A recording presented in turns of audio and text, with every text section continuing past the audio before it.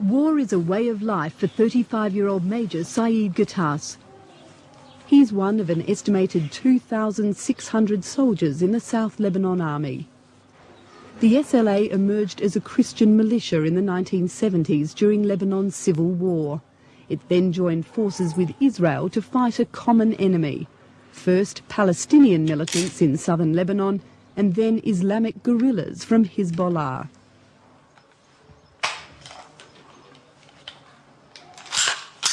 I want to protect myself, to protect my family, to protect my village. This is my reason. Major Gattas doesn't mind saying goodbye to his Israeli brothers in arms. He wants Lebanon for the Lebanese. But he fears southern Lebanon may become a place of warring militias after Israel leaves. You have two young boys. What do you think their life is going to be like? Is it going to be like yours? I think yes, because it's not finished. Major Gattas is training SLA recruits. Because of their ties to Israel, these are all marked men. إذا كان سايقر أول شيء بنفتح نار باتجاه السايقر، الملالي بتحطها بمحل مؤمن، تنزل من الملالي بتبعدوا عنا، تنضم لنا وبنعمل خط دفاع وبنصير ندافع عن الأرض وبنفتح نار باتجاه السايقر. Outside the zone, SLA fighters are considered traitors. So too the hundreds of South Lebanese who cross into Israel each day for work. The Lebanese government sentences collaborators to jail or death. If caught, Major Gattas faces 25 years in prison. It's not my fault because I was here in South Lebanon near Israel, and Israel give me all, and we are a friend with Israel. It's not my fault. It's a geography things. Israel says it will provide protection or refuge for its SLA comrades when it leaves. If the Lebanese government and the soldiers and the Hezbollah come to here, we lost the last hope for Lebanon and the good people for Lebanon. We are the good people. We are the really Lebanese people here. How much will Hezbollah... Newspaper publisher Gibran Tueni says Hezbollah will take its cue from the Iranian and Syrian regimes. You know, when you receive something like more than 15 million, 20 million of dollars per month to finance a party from a foreign country, I think it's not for nothing. That's from Iran? That's from Iran. Then when you have the logistic of the Syrians and the Syrian army, that's for nothing too. Syria also channels weapons from Iran to Hezbollah.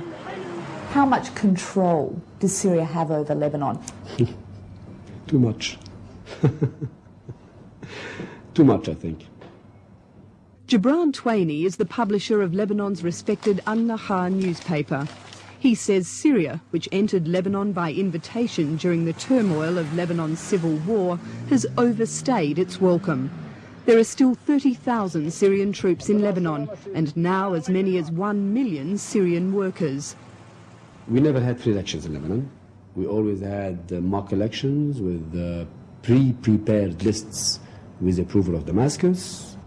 Economically, we have a problem of the Syrian workers in Lebanon.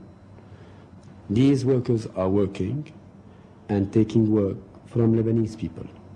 So it is directly creating a problem concerning the unemployment in Lebanon. Lebanese protest against Syrian control is growing. But President Assad is unlikely to relinquish his hold on Lebanon. It's an important staging ground for his own battle against Israel, which occupies parts of Syria as well as Lebanon.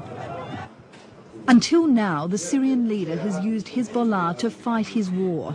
But in future, he may use disaffected Palestinians living in Lebanon.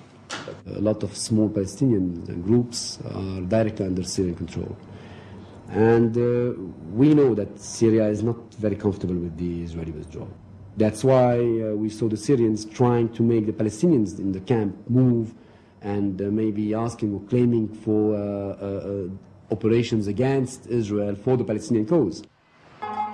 During the 1970s, this area of southeastern Lebanon was known as Fatah land, home to Palestine Liberation Organization militants loyal to Yasser Arafat's Fatah faction. It was from towns such as this that the PLO launched its military attacks on Israel, finally provoking the Israeli invasion of Lebanon in 1978. The fear now is that history may repeat itself. But what we want now is a Gibran Tueni says the Palestinians must go. For more than half a century, we give them our lands, our homes, everything. They've been behaving with us like enemies. They've been entering our homes, killing our children, killing our land, and creating problems. Now, please allow us to say clear and loud that we do not want them to remain in Lebanon. This will be a direct threat to the future of our country.